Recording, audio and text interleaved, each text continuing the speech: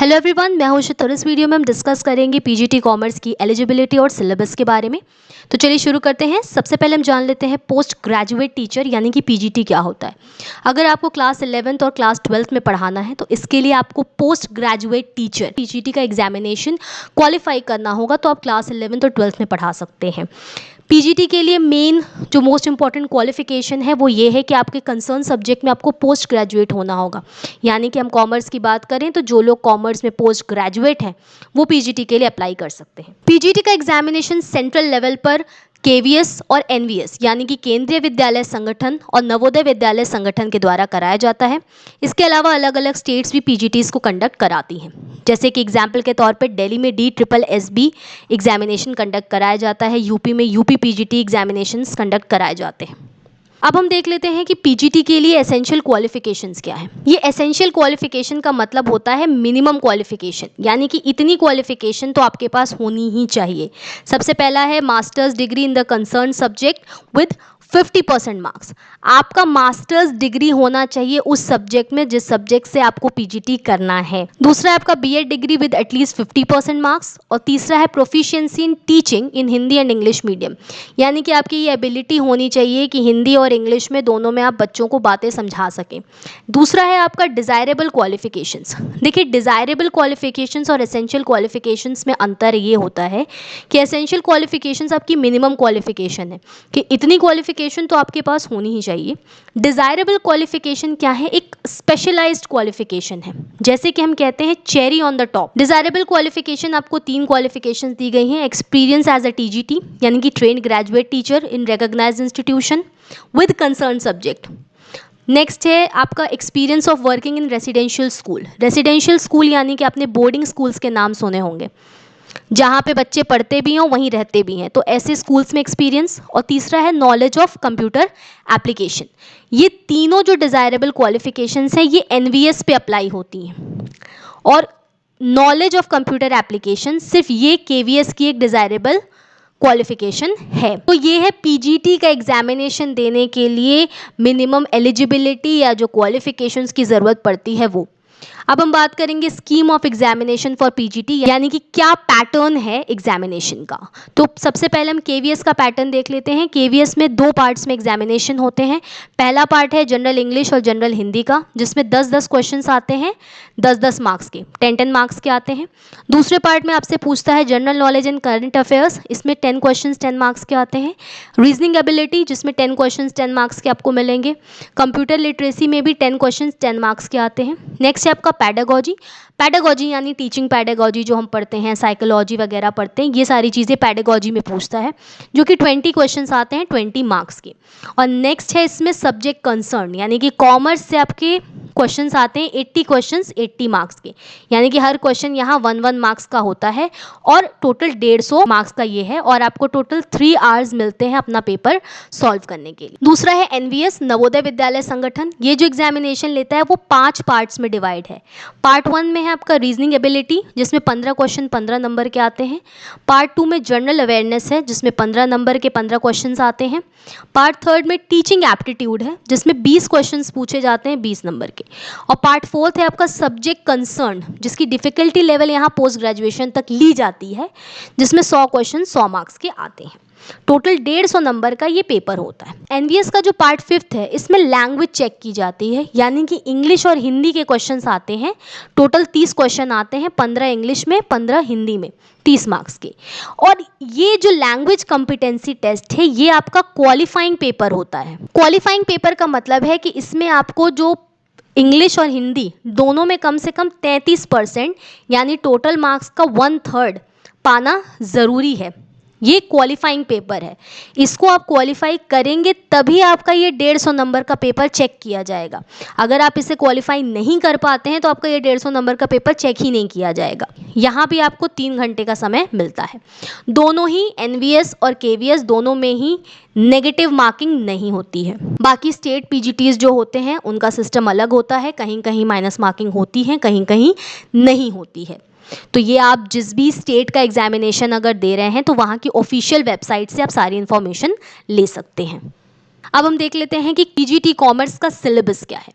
तो PGT commerce के syllabus को दो भाग में डिवाइड किया गया है। पहला पार्ट 1 है बिजनेस स्टडीज एंड मैनेजमेंट, ये आपको नीरज सर पढ़ाएंगे। इसके सिलेबस में सबसे पहला है आपका इंट्रोडक्शन टू बिजनेस, जिसमें बिजनेस के concepts, industry, commerce, choice of forms of organisation, ये सारी चीज़ें दी गई होती हैं। दूसरा है form of business organisation, sole proprietorship, joint Hindu family business, company, इनकी फॉर्मेशन। नेक्स्ट है बिजनेस ओनरशिप, जिसमें private, public, joint sectors, public enterprises, ये सारी चीज़ें हैं। नेक्स्ट है आपका business services, banking, insurance, transportation, warehousing, जो बिजनेस सर्विसेज हैं ये। नेक्स्ट है ट्रेड, जिसमें इंटरनल और एक्सटर्नल ट्रेड दोनों है। इसके अलावा इंटरनेशनल ट्रेड एग्रीमेंट्स भी हैं इसमें, WTO, UNCTAD, world bank, IMF। Next इसमें पोर्शन है बिजनेस फिनांस का, जिसमें sources of business finance, equity share capital, preference share capital, retained earning, social responsibility of business, business ethics है।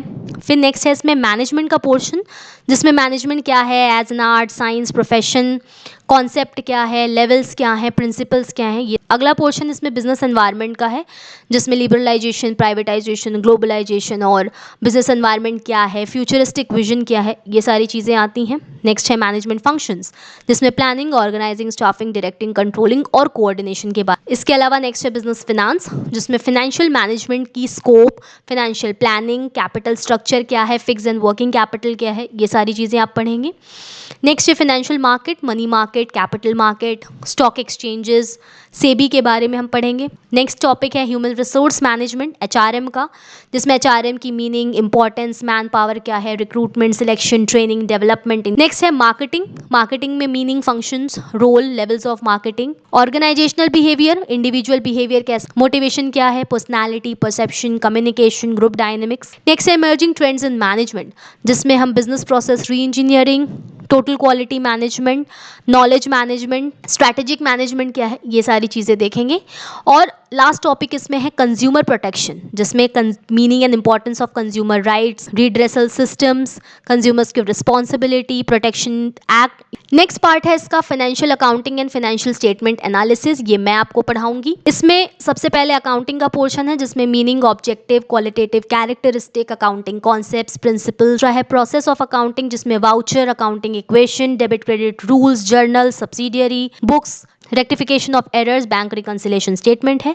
Next accounting for depreciation, provisions and reserves, bills of exchange, partnership, accounting for incomplete records, joint ventures. Next है accounting for joint stock company, जिसमें हम share capital, debentures, final accounts of sole proprietor and joint stock company, accounting for liquidation. Next है financial statement analysis का portion, जिसमें meaning इसकी क्या है, limitation क्या है, फाइनेंशियल स्टेटमेंट के टूल्स क्या हैं, common science statement, comparative statements, accounting ratios के बारे में देखेंगे। नेक्स्ट है आपका फंड फ्लो स्टेटमेंट के बारे में हम पढ़ेंगे और कैश फ्लो स्टेटमेंट्स के बारे में पढ़ेंगे। अलावा कॉस्ट अकाउंटिंग है, जिसमें nature of cost accounting, process costing, cost control, cost reduction, ये पढ़ेंगे।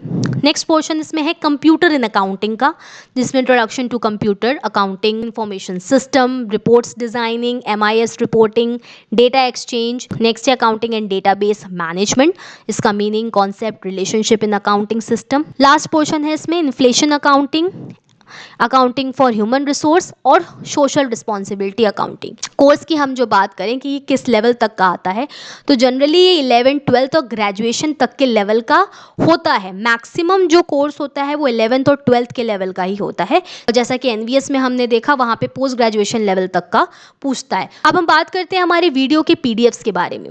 तो जो भी वीडियोज़ हम बनाएंगे इसकी PDF डाउनलोड करने के लिए आपको पेमेंट करना होगा ₹100 का, और ये वन टाइम पेमेंट है, यानी कि सिर्फ आपको एक बार ही पेमेंट करना है ₹100 का, और हमारे वीडियोस के जो PDFs हैं वो आपको पूरे कोर्स के मिलते जाएंगे। हर वीक जैसे जैसे वीडियोस अपलोड किए जाएंगे उसके तुरंत बाद ही उसके PDFs आपको मिल जाएंगे। आप ये प्रोसीजर देख सकते हैं 7317240017। इस नंबर पे आप फ़ोन पे, गूगल पे या किसी UPI प्लेटफॉर्म के द्वारा पेमेंट कर सकते हैं, या फिर अगर आप डायरेक्ट बैंक अकाउंट में पेमेंट करना चाहें तो ये उसकी भी डिटेल्स दी हुई हैं। पेमेंट करने के बाद आप उस पेमेंट का स्क्रीनशॉट लें। स्क्रीनशॉट लेने के बाद इसी नंबर पर व्हाट्सएप पे आप हमें भेज दें। जैसे ही आप हमें स्क्रीनशॉट भेज देंगे आपको एक पेड मेंबर ग्रुप में ऐड कर लिया जाएगा, जहां पे आपको हर वीक PDFs मिल जाएंगे। तो जो जनरल पेपर है और जो सब्जेक्ट पेपर है दोनों की स्टडीज़ हम करेंगे, लेकिन शुरुआत हम करेंगे हमारा जो सब्जेक्ट पेपर है यानी कॉमर्स से हम शुरुआत करेंगे, और जैसे ही कॉमर्स का 50% सिलेबस कंप्लीट हो जाएगा हम जनरल पेपर स्टार्ट करेंगे। अगर आपकी कोई भी क्वेरीज है तो आप दिए गए नंबर पर व्हाट्सएप करके हमसे पूछ सकते हैं। Thank you.